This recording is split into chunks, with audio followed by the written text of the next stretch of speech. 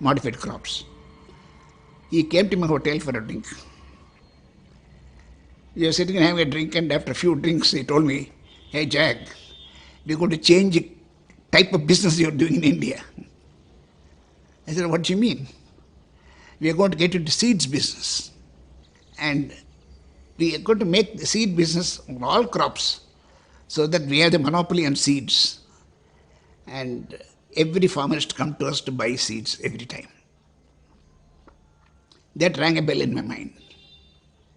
If a poor farmer is to go to Monsanto to buy seeds every time, and such expensive seeds, at that time there's no idea of BT at all for me.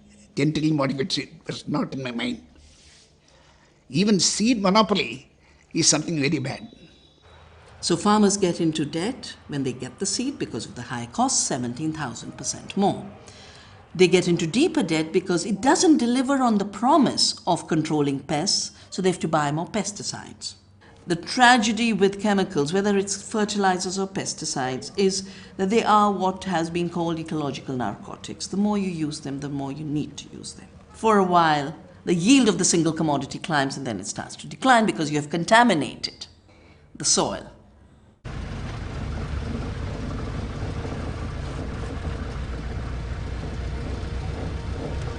Most of India's cotton is grown in the Punjab region, which has quickly become the largest user of pesticides in India. Dr. Pritpal Singh has been studying the effects of these chemicals on human health, and his reports show a dramatic rise in the number of birth defects, cancers, and mental illness here in the region.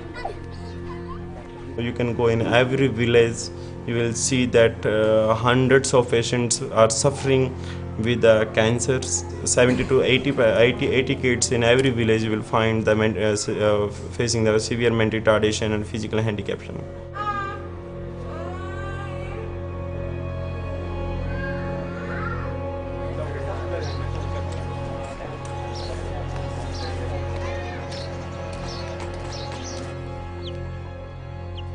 Companies, fertilizer, pesticides, they are totally refusing the after effect of the pesticide and fertilizer, and this is the you can say classical symptoms of the toxicity. In one village there is 60 mentally kids like this boy, so it will be very dangerous phenomena in the Punjab. And pupils, farmers and labor, there is small farmers and maximum the labor means, so they can't afford now treatment. Ultimately they have accept to the death of their kids, and they are waiting the death of their kids. Mother is waiting for the death of this boy. Companies that make the GM seeds and make the chemicals are the same companies, and they're also the same companies that make the medicines which they are not patenting. So you get cancer, there are more profits. For them it's a win, win, win, win, win. As for nature and people, it's a lose, lose, lose, lose, lose. It's the day those agents of these companies come to the farmer and say, "You owe me this much, you haven't paid back, now your land is my land."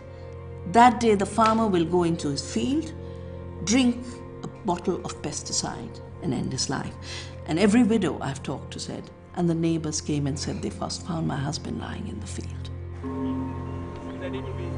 In the last 16 years, there have been more than 250,000 recorded farmer suicides in India.